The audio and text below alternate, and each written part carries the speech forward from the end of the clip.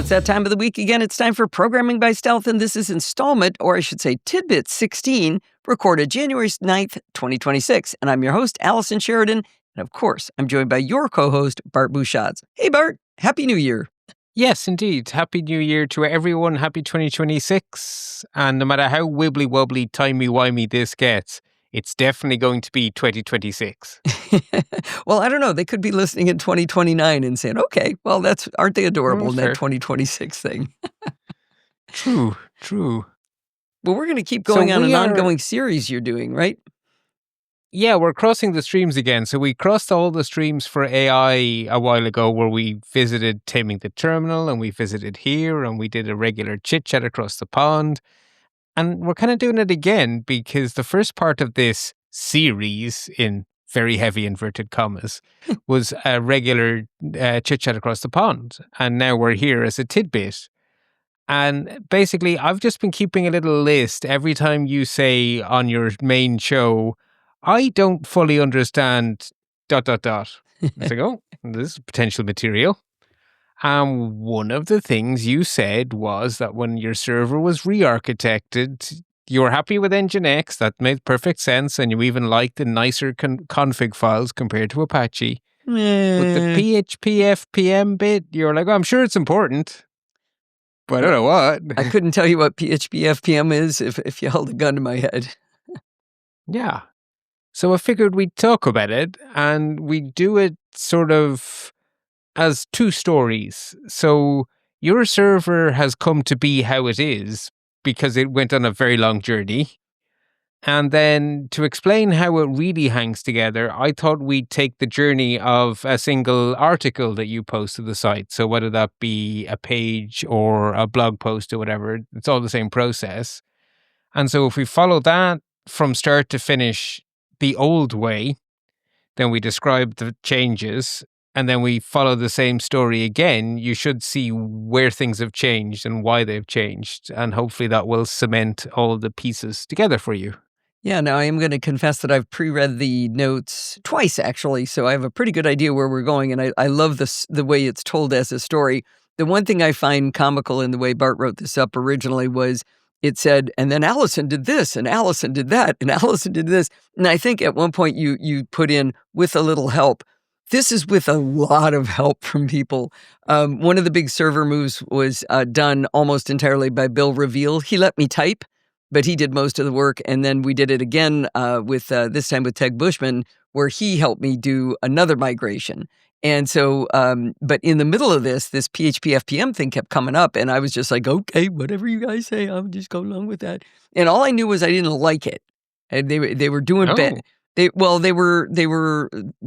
worker thing was getting on my nerves. The number of workers was always a problem. But I think you walk us through why that changes. Maybe it wasn't PHP FPM workers. I'm not sure. No, that was Apache workers. And Apache workers were...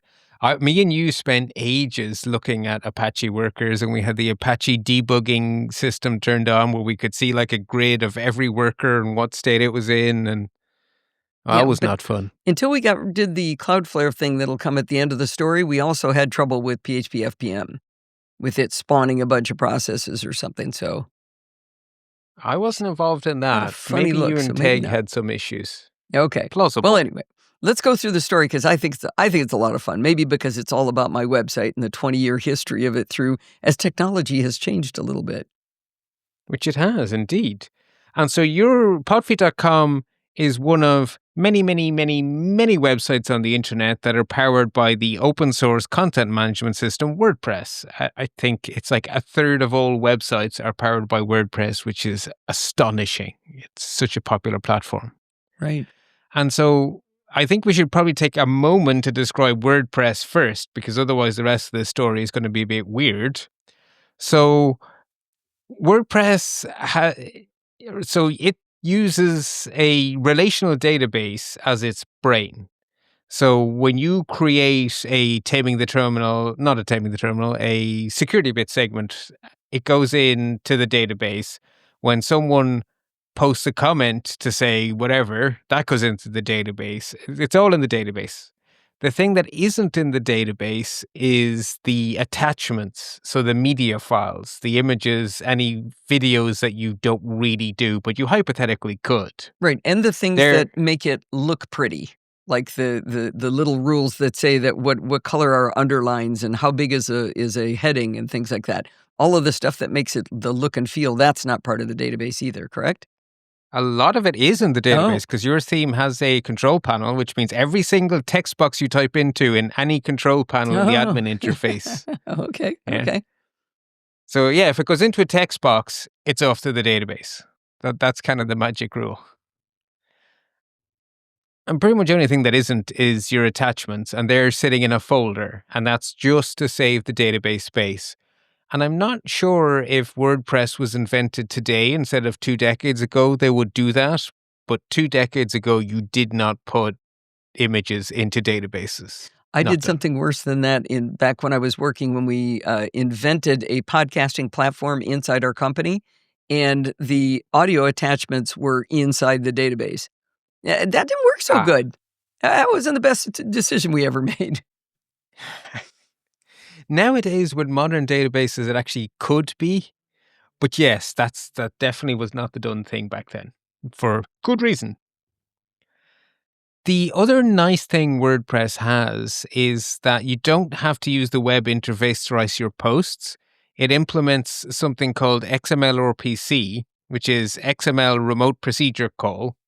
So this is an API that uses XML to send messages to and from the server. And so you can use a nice client like MarsEdit that you like, and it makes an XML request and sends it off to your server, which does whatever it's told and answers back with XML that says, I made your post or whatever.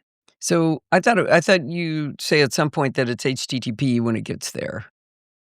Well, that's how it gets there, How right? it gets there, okay. So it is sending XML formatted requests over the HTTP protocol. Okay, okay, and that's what this remote procedure call allows that to happen. Yeah. It's Okay. basically the bit that MarsEdit talks to instead of the bit the web browser talks to.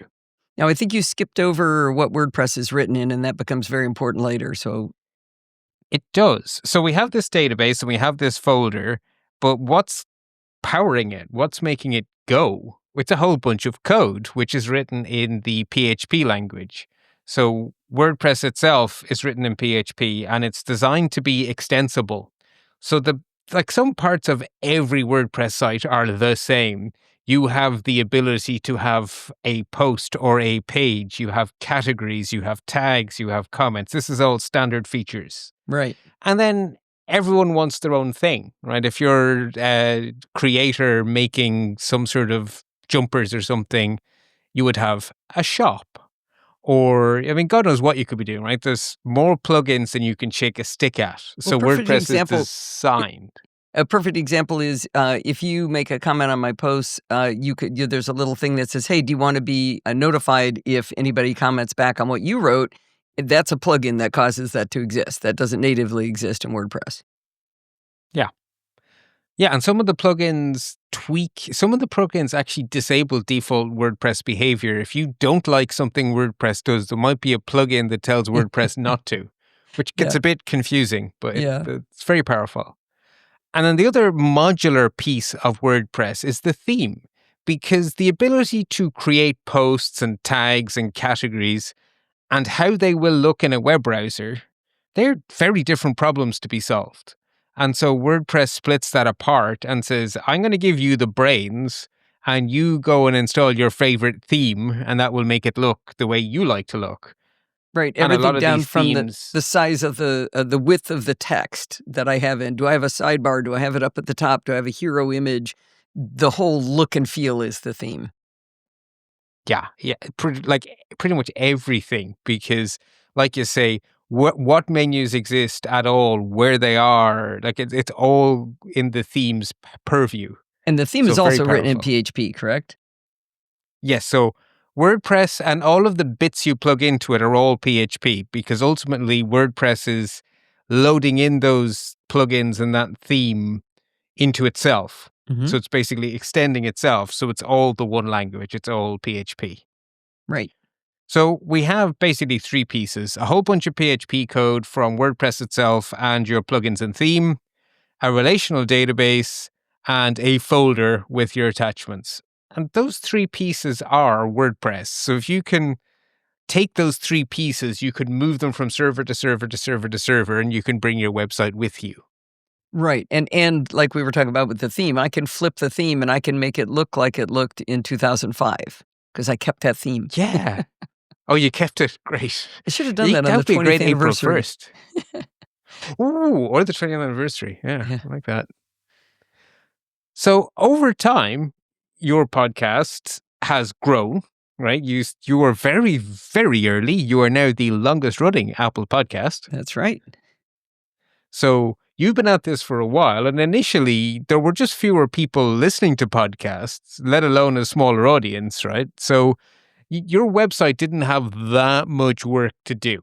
But over time, it's become busier and busier and busier and busier, so its needs have changed. Thankfully, technology changed too. So you got started the easy way. You got some shared hosting from one of the major providers, and I don't even remember which one it was. Neither It's do so I. long ago. Scott, I was afraid Yeah, you were we- going to ask me. But whatever provider it was, they were offering a multi-site hosting solution. So they had one server that was running a piece of software, usually cPanel or Plesk. They're the two big providers. And that would let them add lots and lots of customers onto the same server, and the customer would interact with the server through a web-based control panel, a bit like you'd do your Gmail or whatever. Mhm. And so you'd log into your control panel and you'd click an icon for database and you'd say new, and you'd call it Podfeed WordPress or whatever. And then it would tell you the connection details, and then you'd paste those into PHP and the WordPress config file, and you'd upload your PHP files, and you'd tell the little control panel which folder WordPress should be allowed to write to, and then you had a website. And you didn't have to do any sysadmin work at all. You just had this magic control panel, and it made a server go, and you put your three pieces up there, and you had a website. But you didn't have a server to yourself, right? So there are really big advantages to the shared hosting. First off, your sysadmin workload was zero. You had no sysadmin responsibility. And your cost was pretty minimal. I mean, $5 a month about, I would guess. I don't even remember. It was certainly not maybe $10 a month at the very start, but it would have been quite inexpensive. But you were sharing one server with, at the very least, tens of other websites, if not hundreds or thousands of other websites. So sharing depending on RAM and the sharing provider. disk and sharing CPU and sharing, I don't know if GPU matters, Everything. but everything there is on a server. Yeah. So there would have been one database server hosting hundreds of databases for lots of different people, one web server hosting hundreds of websites for lots of different people.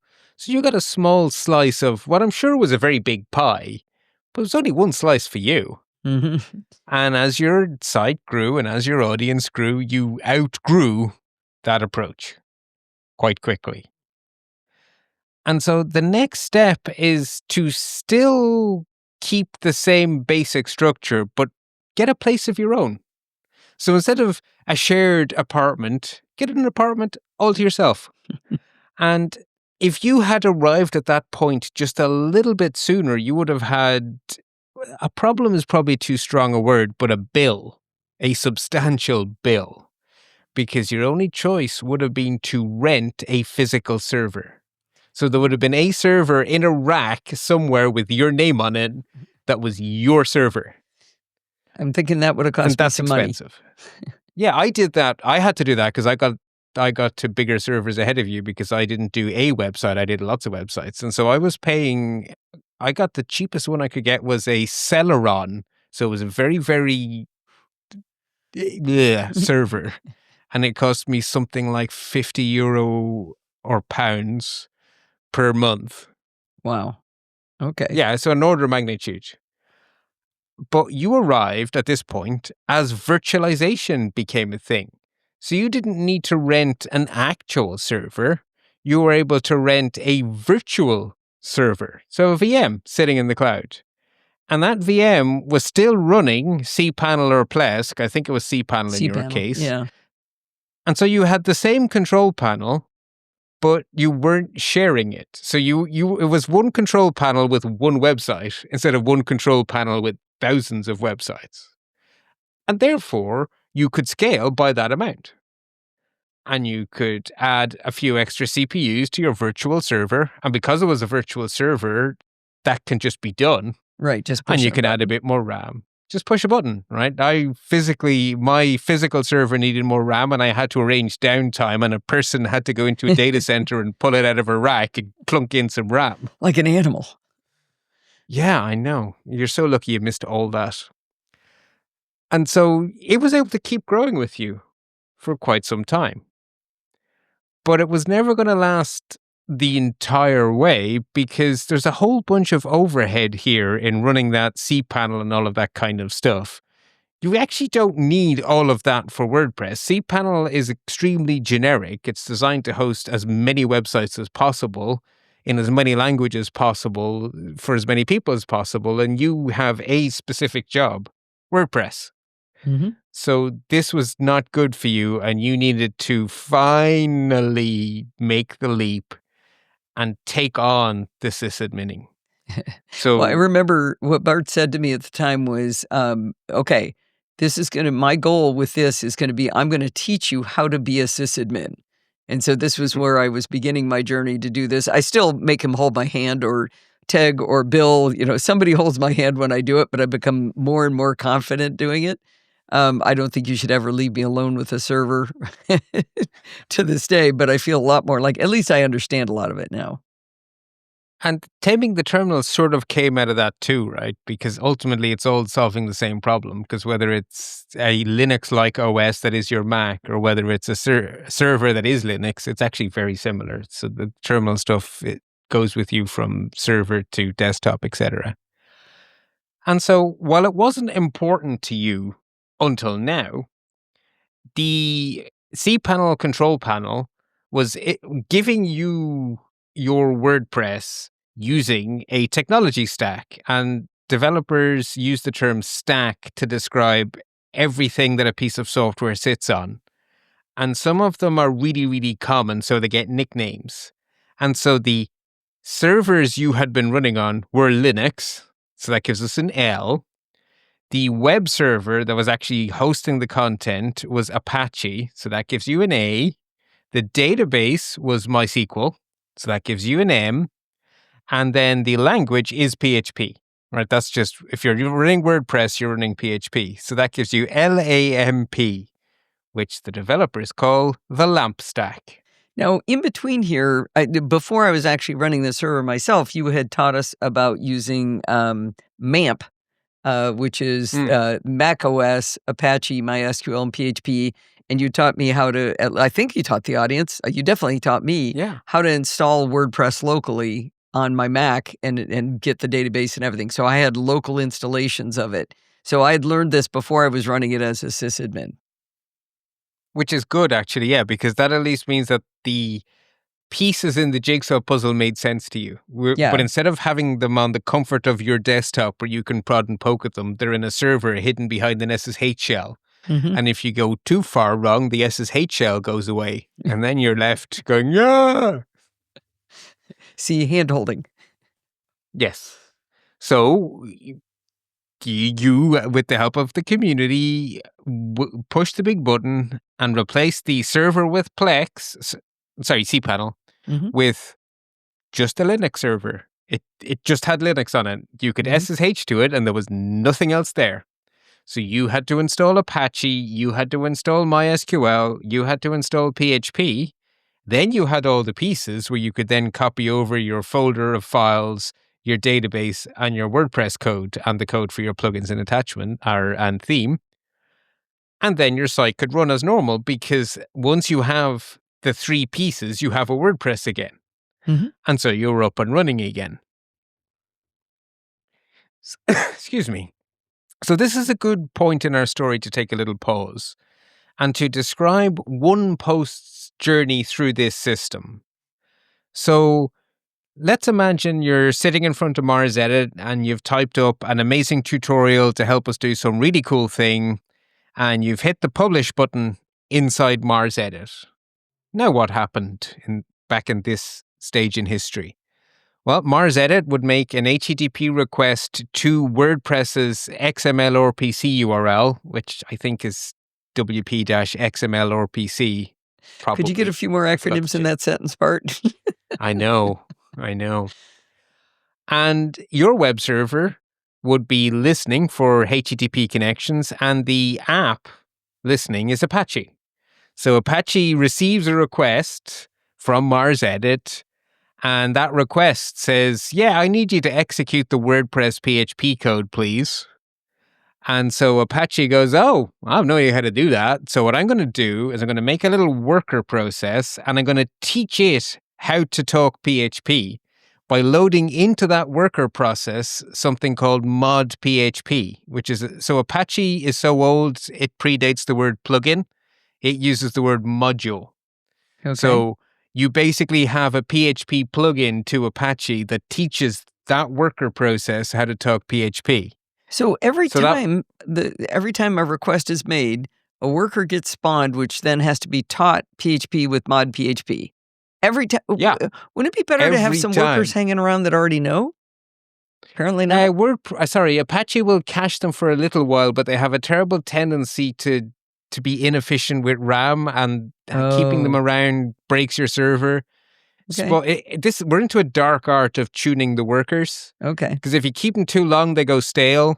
And if you start and stop them too often, they waste resources. It's not easy. Well, and I do remember us looking at how many workers I was allowing through some sort of control panel at some hosting company. Well, we would have been on the terminal looking at the apache.conf file where you would have had a directive called min workers and max workers. Yeah. And so we seemed to be tweaking that a lot. We were, because teaching an Apache worker how to talk PHP means that the worker takes up quite a bit of RAM because it has to load mod PHP. So if one worker is 20 megs of RAM and you allow 200 workers, that's maybe more RAM than your server has. So you need to always be sure that you don't have too many workers, or you kill yourself. What would happen if you said, okay, I only want one worker? Well, then there wouldn't be enough workers as the requests come in. They all have to wait in line? Apache, yeah. And they'll time out probably because they'll be waiting longer than the HTTP protocol is going to let them. So they're just going to get dropped. And so you'd be sitting in your browser seeing a white screen, spinny, error message. Okay. Or spinny, and now the page comes. Because once the worker is assigned to you, it'll probably be quite quick. Okay. So when something happens, it'll probably happen all at once. But you'll be waiting for that worker, and now we're off. Okay, so that was us trying to tune and find that sweet spot. Not so many workers that it brought my server to its knees because it was out of RAM, but not so few workers that it brought my server to its knees that it was waiting too long and it would time out. Yeah.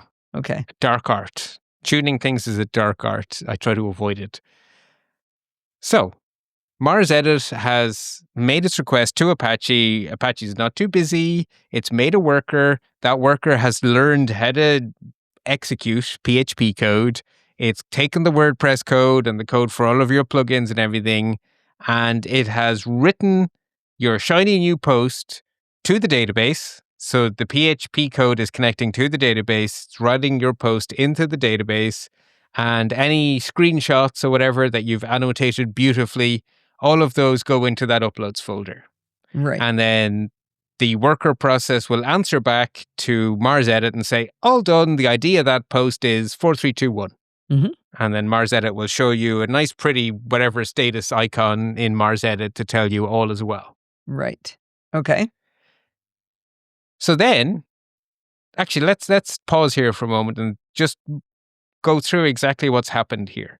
So to publish that article, the Apache worker process had to load mod PHP, save all of the attachments to the upload folder, connect to the database, write the content into the database, close the database connection, and then reply to Mars Edit with what it's done. and then turn itself off. Okay. And a single worker Now, process would do that. That's not yes. multiple, Now, just one. just one, because Apache is efficient enough to basically say, oh, hello, this computer.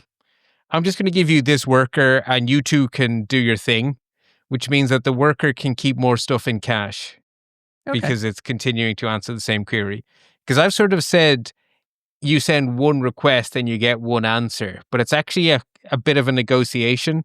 So the worker and Mars Edit are going to be talking over and back to each other a few times. Each attachment is going to be a separate request, but we're going to simplify it and say it's a request. It just has a bit of chatter. Okay. But nonetheless, all of that has happened, which is quite a lot of work just to get your post up there. So the server has duties to perform. So sometime later, an Oscilla castaway sees your social media post about this new piece of wonderful content, maybe on the Podfeet Slack at podfeet.com/Slack, and they want to read it. So they click on the URL, and let's just say they're using Safari because they have an ever so slight Macintosh bias. And Safari connects to the Podfeet web server. Again, Apache is there listening. It will assign them a new worker. It will teach that worker PHP with mod PHP. That will execute the WordPress code, which will read the article's content from the database. It will then use the PHP code in your theme and your plugins to build HTML. That HTML will then get handed back to Apache, which Apache will then display as a web page. Using CSS and JavaScript and all that. Yeah, all of those pieces are all built by the PHP code and sent back to the browser. And so if you look at it again, the worker had quite a bit of work. So it had to load mod PHP, connect to the database, query the database, load the extra PHP code for the themes and the plugins, execute the WordPress code to actually make the HTML, and then return all that to the browser and then shut itself down. I'm starting to feel sorry for these little workers, man. They're doing they're doing yeoman's work there. No, they're well named, right? They're definitely workers. So let's look at some key points here. We've already hit on some of these because you asked me some very pertinent questions. So that mod PHP step is very wasteful of RAM. And if you have a lot of workers, the same stuff is in RAM lots of times. Right. That same mod PHP is sitting there wasting your RAM, duplicate. And this is kind of because ultimately Apache is the first successful web server. So it is bulletproof. It has been tried in the fires of years and years of hard work, but its design is primitive, which is a hit against it. Each process is making its own database connections. So as well as having multiple workers, you also have multiple database connections, and the database is running on the same server as the web server. So that's a lot of balls hanging in the air all at once. And you can end up with the Apache worker waiting on the database, but the database is too busy with the stuff for the other Apache workers. And so you can end up with circular waits and all sorts of awkward things because it's all on the one server. That's a lot of I/O, a lot going on there. There's a lot going on there. So this again started to give you trouble, which is when we spent all that time arguing with Apache workers and adding a few extra workers and then taking a few workers away. And it's a dark art, very much a dark art. And the obvious solution, if your server is doing two jobs, split it up. Have two servers do one job. So serve the web, serve the database, separate the roles. Again, your timing was perfect. If you had arrived at this point just a little bit earlier, you would have had no choice but to get a second bare Linux server and to install MySQL yourself and to configure it all yourself and to copy your own database across. And then you just update the WordPress config file to point at the other server. But you now have two servers to maintain. So twice as much sysadmining to do. And you still had to do all the work to set up the MySQL. And just like that Apache worker tuning is a bit of a dark art, MySQL tuning is an even darker art because the shape of the data affects the right way to tune it. So your WordPress site will need different tuning to someone else's WordPress site, let alone to someone else's shopping cart, everyone, I assume that was down to all your audience. standard. Not if you want it to be efficient. Okay. You can make it work, right? Okay. It will work, but it won't work efficiently. And so you're never going to buy more server than you need because you're paying for it every month and you're doing this for fun. Mhm. There's not $1 million Podfeed Enterprises funding all of this where you can just throw resources at it. So that actually is quite a lot of work. But you arrived as a new buzzword arrived, which is software as a service. You actually don't need, you just need the services of a database. You don't actually care about the detail. You just need to be able to tell WordPress, over there is a MySQL server, talk to it. And exactly how it's tuned and how much RAM it has and how much CPU it has, you actually don't care. You just want it to be there and to work. And now you can just outsource all that sysadmining and all that dark art of fine-tuning to someone else, and you just buy access to a database. So instead of buying a whole new server, you bought a managed database that you pay $5 a month for or whatever. And so now someone else is making MySQL exist, and you just put your database there. How come I remember when we did that, and I remember whining and complaining and moaning because it was an extra charge. I think it might be $10 a month. These all Might add be. up, though. It's like having all my TV subscriptions is what it feels like some days. But I complained a lot, and you convinced me to do it. But how come we don't have to tell the people who manage my database how to manage it, what it needs to be done for my database versus somebody with a shopping cart, like you said? Well, so the way you would tune the database would be to look at the logs to basically see how the database is being used. So you will see that certain tables get hit really heavily in a certain pattern or even certain columns within certain databases. And so what you choose to cache and what you choose to not cache is going to depend on the shape of your data and the shape of your users. But the people running the server can see that because they're looking at the raw MySQL logs, which will tell it, here are your slow tables, here are your slow queries. And then they will tweak the cache to match what they see on their server. They're actually looking at my little logs, worrying about my little server doing that? Well, no, they're looking at the big picture. They have a managed service, right? So what they're looking at, they don't really care what the tables are. Right. They just know that there are tables and some of them would benefit from caching and some of them wouldn't. They don't understand why. They don't really care. They just have facts and they turn those facts into a config. Okay. And if they get it wrong, it's their problem. And they have to put in more RAM and they have to put in more CPU. But your build doesn't change. Okay. So the incentives are very well aligned for them to manage their database well because they have to pay for their inefficiency. So they don't want to over-provision it, but they will get whined at by me if they under-provision it, if I was to be able to figure that out. But basically, I don't have to worry my pretty little head about it. That is exactly it. And the thing is, when you outsource to software as a service, you're giving the job of doing something complicated to engineers whose one skill is that thing, right? Their SQL experts are experts. Right. You could never rival their expertise. And Now, this way, you just say, I could still get into my database. I could still go in and poke around and change things if I needed to.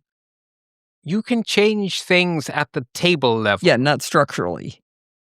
Correct. Right. So it's structural is the wrong word. So you actually can change things structurally. So you can add columns and decolumns. What you can't do is go into the caching configuration. Okay. And tell the database how it should cache things. But I have access to all of the data in the database as well.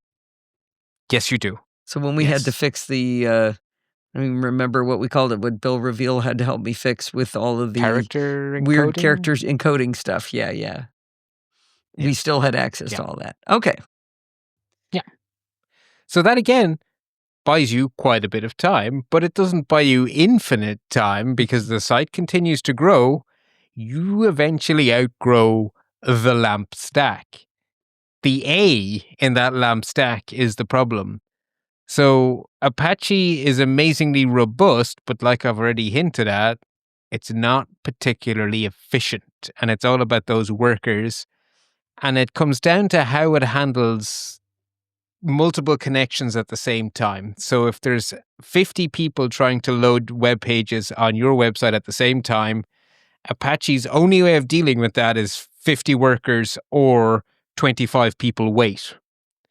But it's a model that is from a more primitive time. And it's very hard on RAM, and it tends to cause a lot of I/O wait. So you have worker processes waiting on something. They might be waiting on the database. They might be waiting on the uploads folder. So they might be waiting on Linux to give it file access. But they spend a lot of time waiting, which means they're not actually helping anyone achieve anything. They're just having browsers be slow. They're just, It's not good. So you want to avoid that.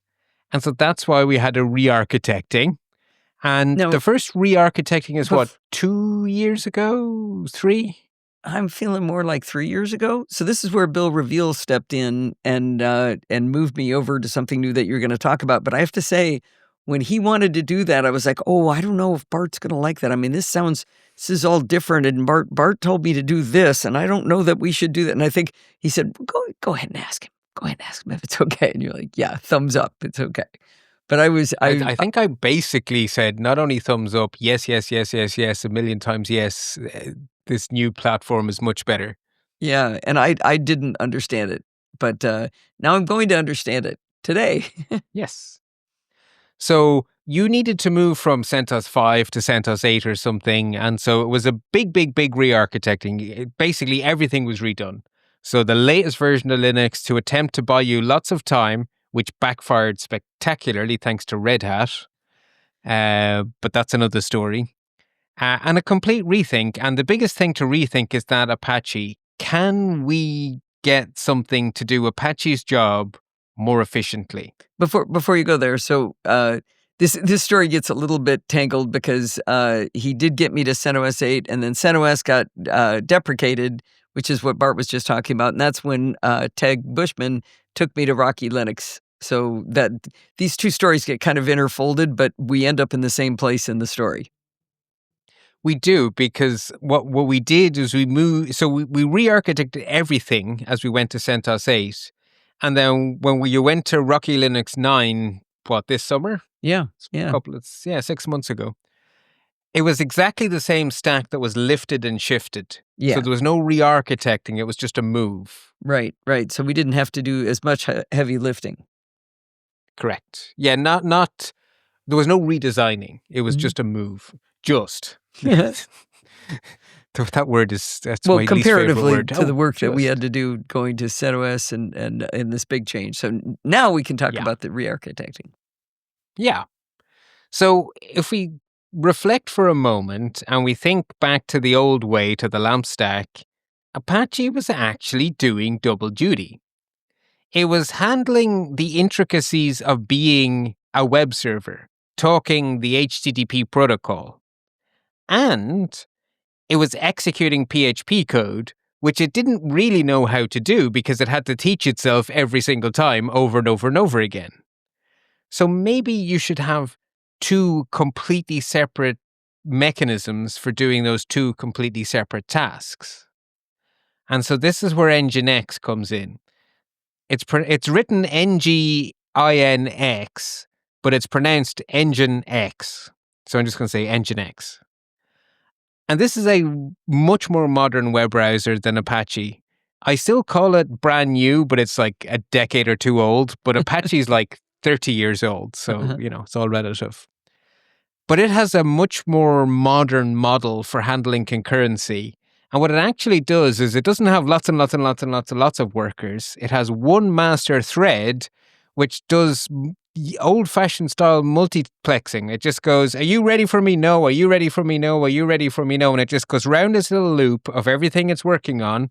And whatever is stuck waiting on something gets left alone until it's finished waiting. And once it's finished waiting, Nginx actions it. And then it just keeps looping and looping and looping. And so no request is ever left waiting in limbo for a worker. Everything moves forward. There's very little time that Nginx is doing nothing, because if one particular task is waiting on something, Nginx says, that's fine, I'll go do that. I'll go do that. I'll go do that. So it's always finding itself something to do while it's waiting for stuff. So if you're waiting on the database server, Nginx has gone off and handling 20 other things, and it'll come back to you once the database is ready.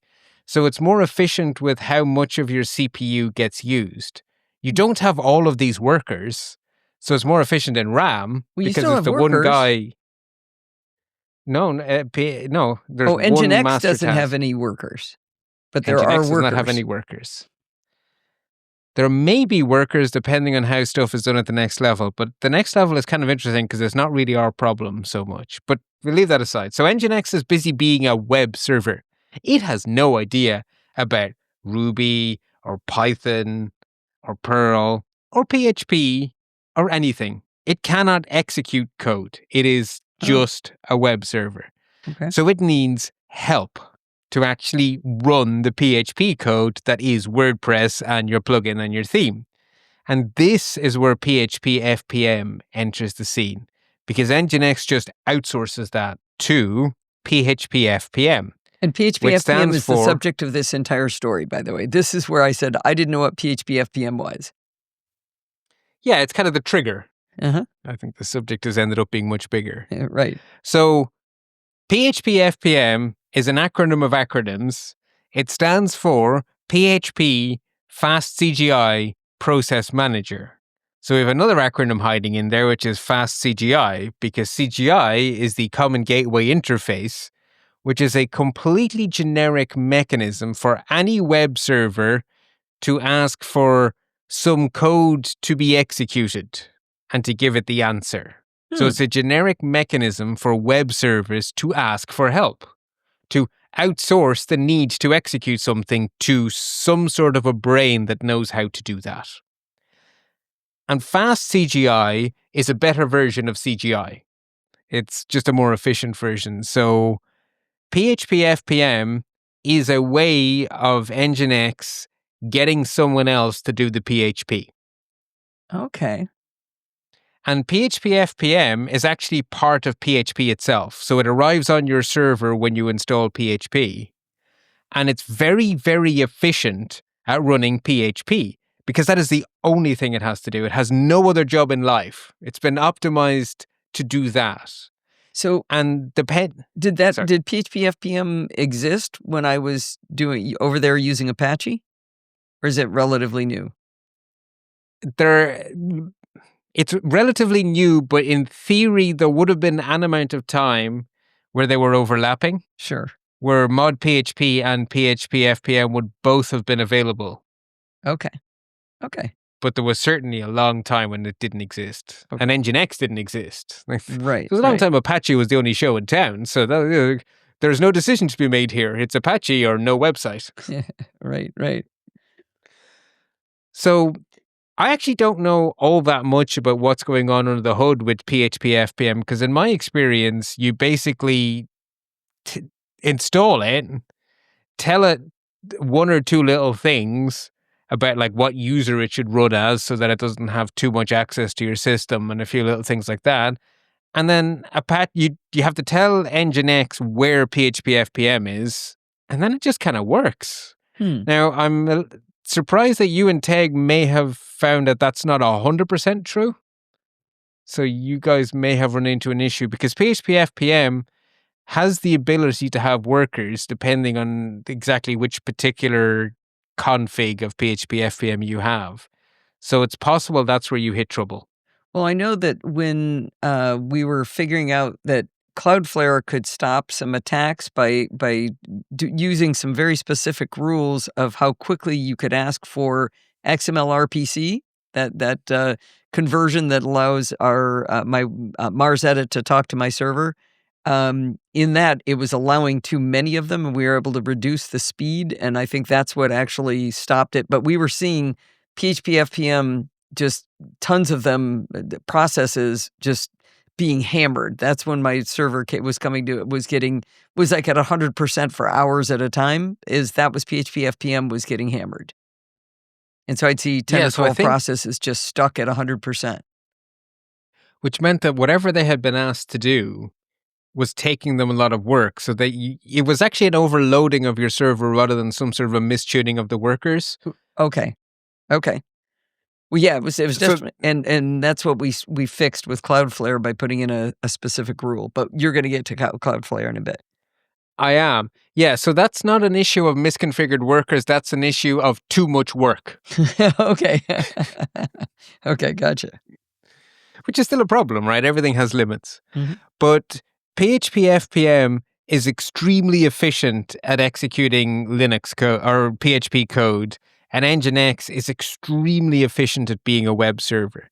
So when you put the two of them together, the same Linux VM with the same RAM and CPU can get through a lot more work per second than Apache plus mod PHP can. It's just more efficient, Your better use of explanation your makes perfect resources. sense on why. Yeah. And with my work hat on, I've had to discover this the hard way. It's just more efficient, and that really matters. And it Mhm. scales dramatically as sites become popular.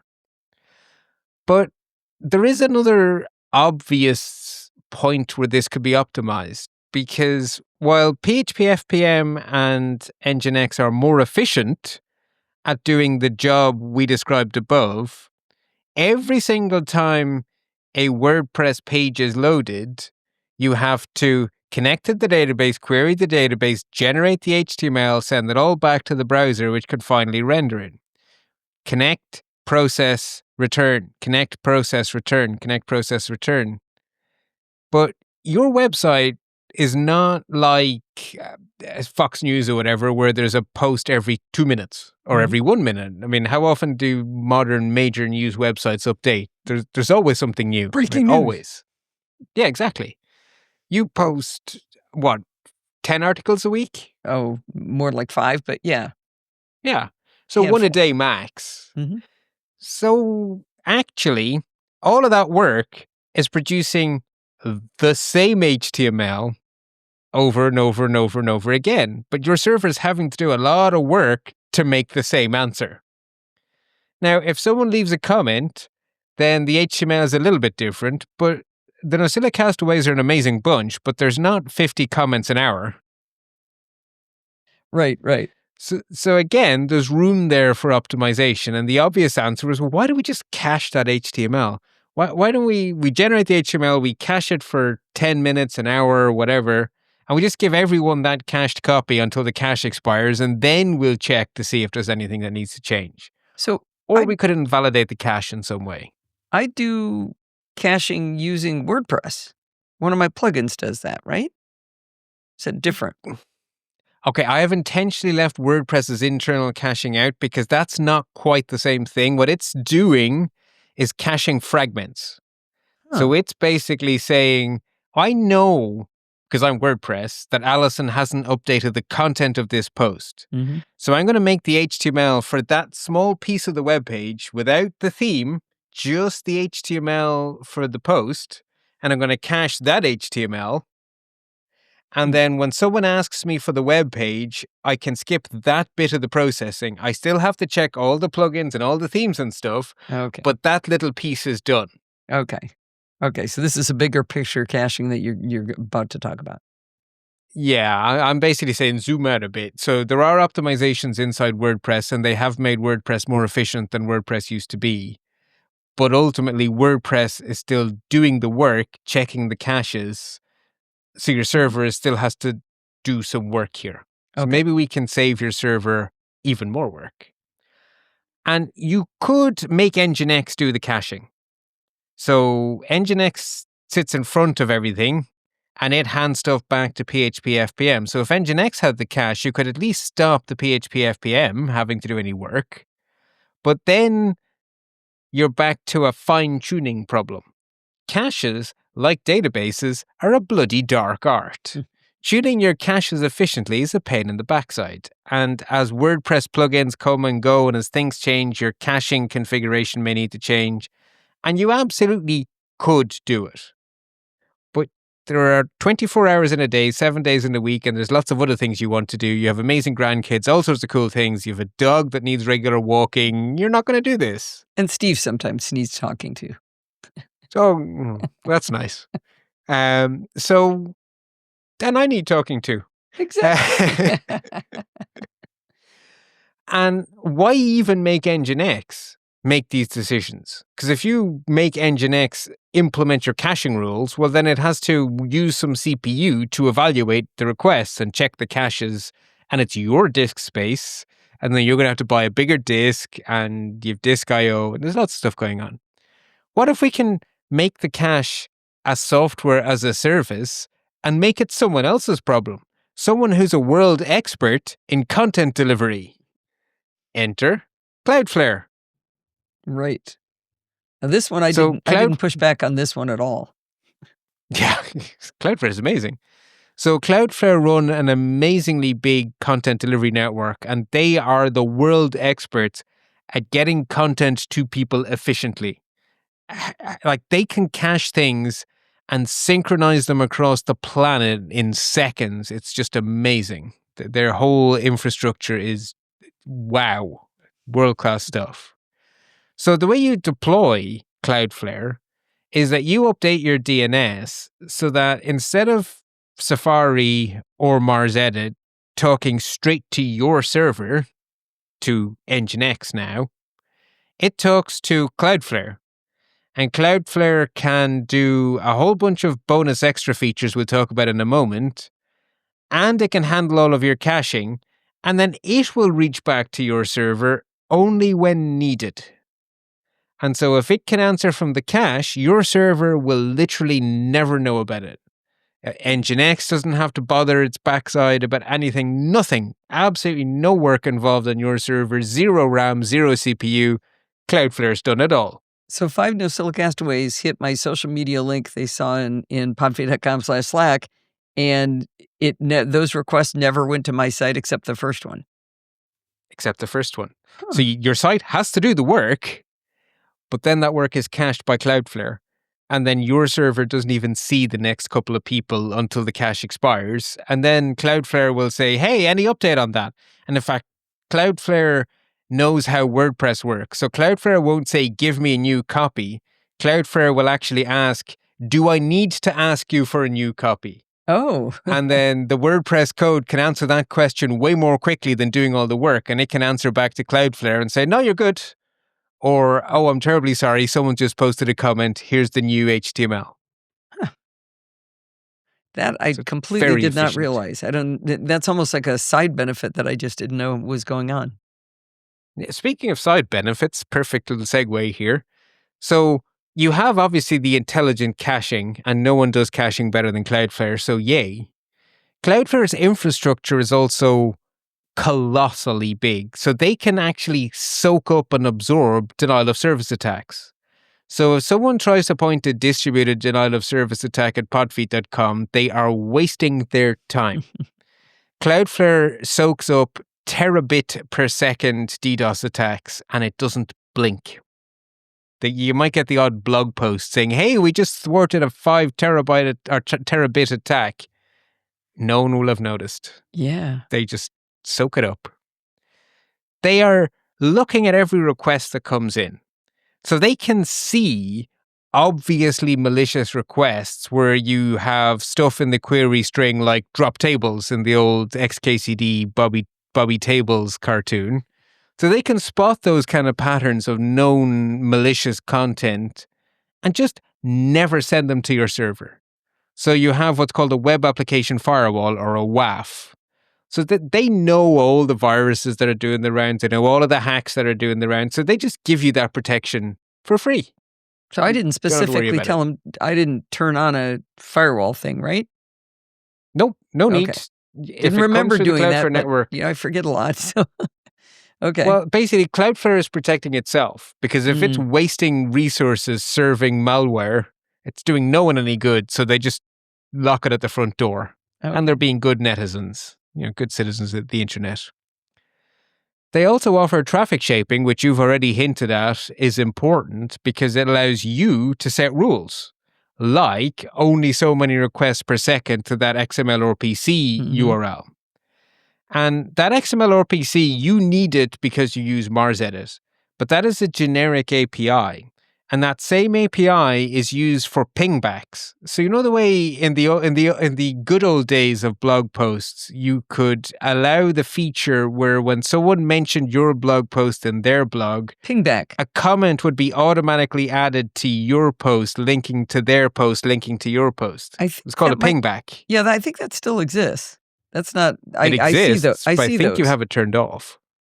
Oh. Well, I get an email when sometimes I'll get a pingback that I did because I referred to some old post or something. I can't remember. You're probably letting yourself do it. It might be something to consider turning off. But either way, spammers abuse XML RPC because that API allows them to send pingbacks and they can use that API to post comments. So you don't have to load the whole web page to post a comment. You can submit a comment through XML RPC. Right. Thankfully, you have a Kismet to check them for spam. But the reason that XML RPC endpoint is getting hammered is because of spam, because the internet is just full of spammers being spammy. Right. Which is annoying. And the final bonus extra is you get world-class DNS hosting. So the easiest way to configure Cloudflare is to just move your entire DNS hosting to Cloudflare and basically say, you now host my DNS records and you can manage them to make everything work. And they're really good at hosting DNS records and they have a really nice control panel. So you get the benefits of bulletproof DNS hosting and a nice control panel.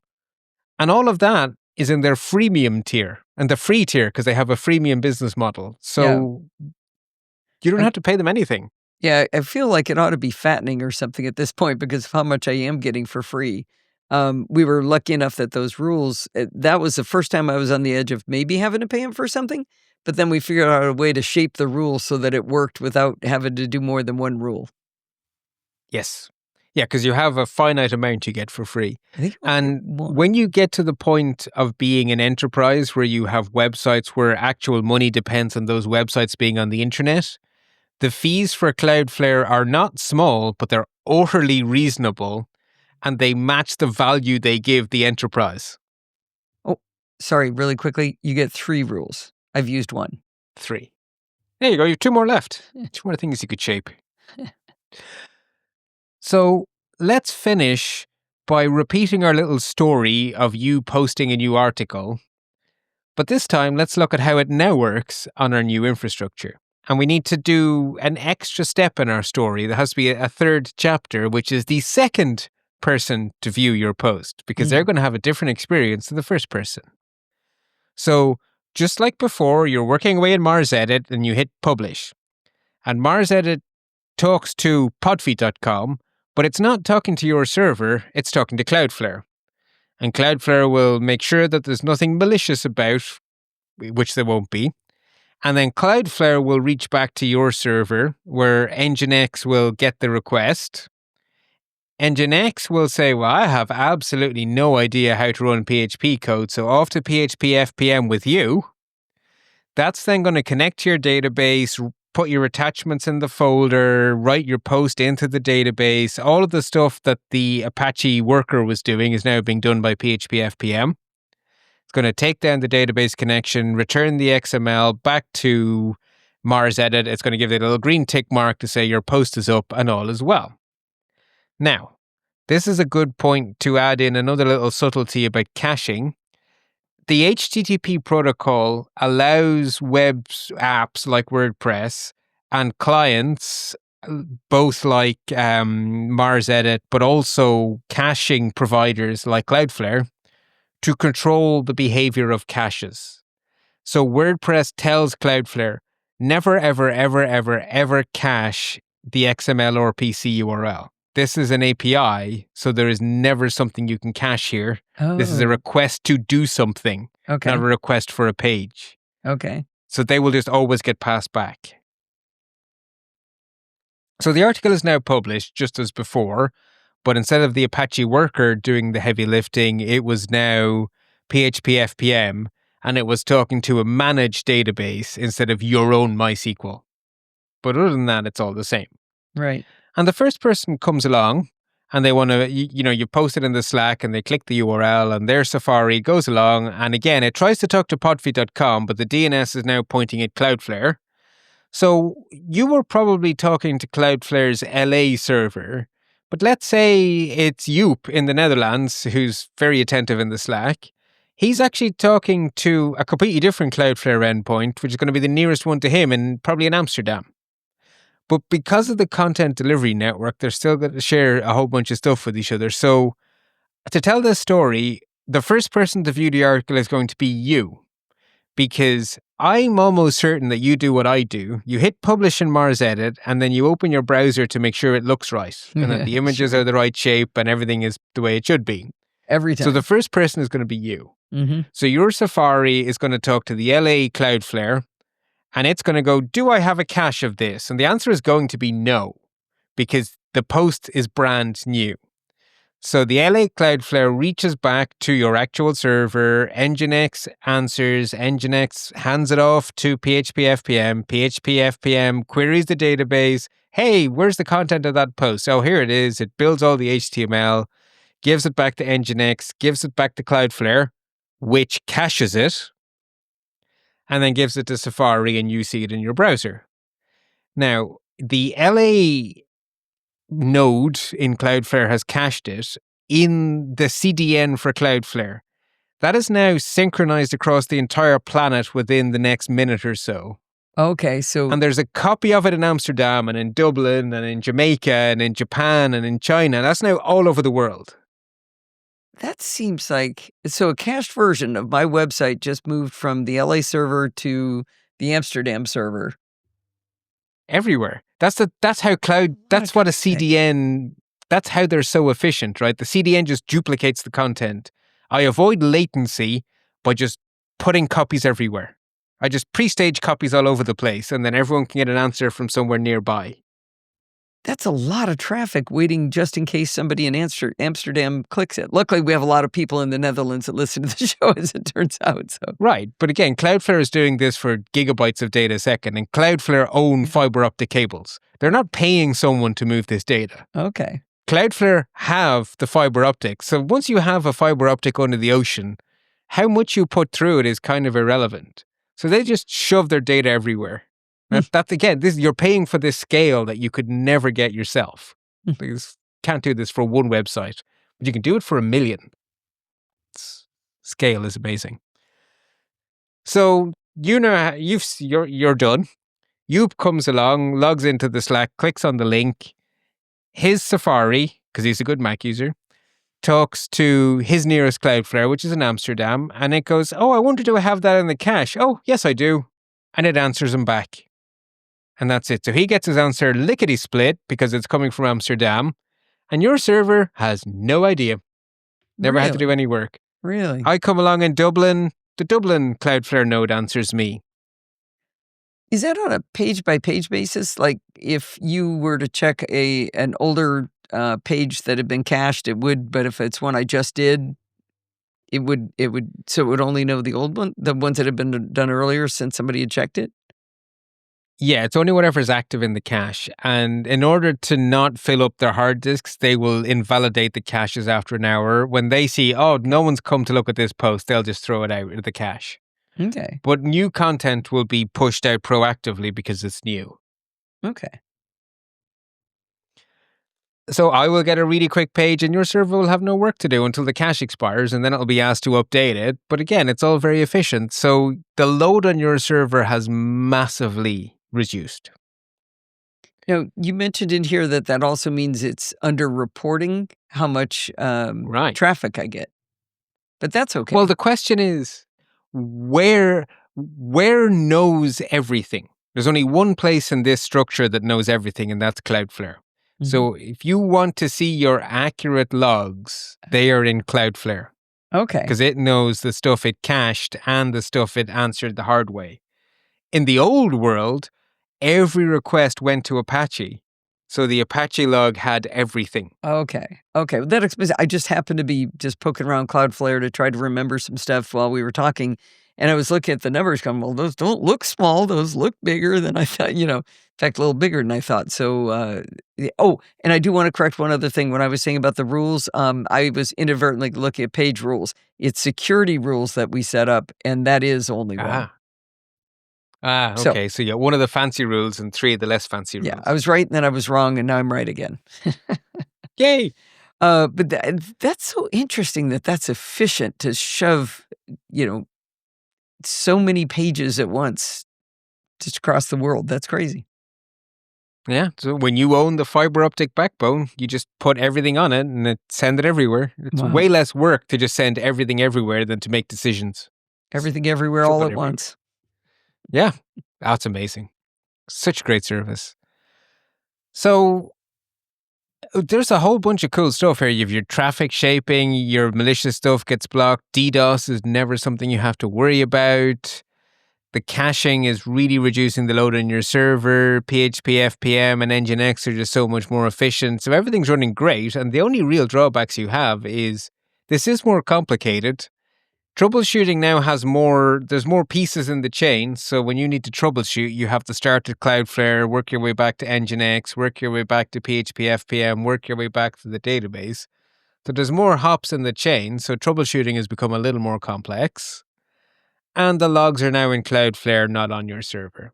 So you're dependent on Cloudflare for access to your logs. And the free Cloudflare tier summarizes your logs. It doesn't give you every single request forever.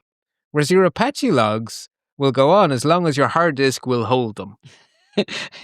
Don't say that like that's the good way to do it. I kind of like the Cloudflare way better. Yeah, Cloudflare will make pretty graphs. The Cloudflare logs are way more usable, but they are summaries, not every fine detail. So, but if you pay them, you can get all the logs, right? Mm-hmm. They will take your money and they will give you all the fine-grained detail, but just be aware that the free plan has certain limitations.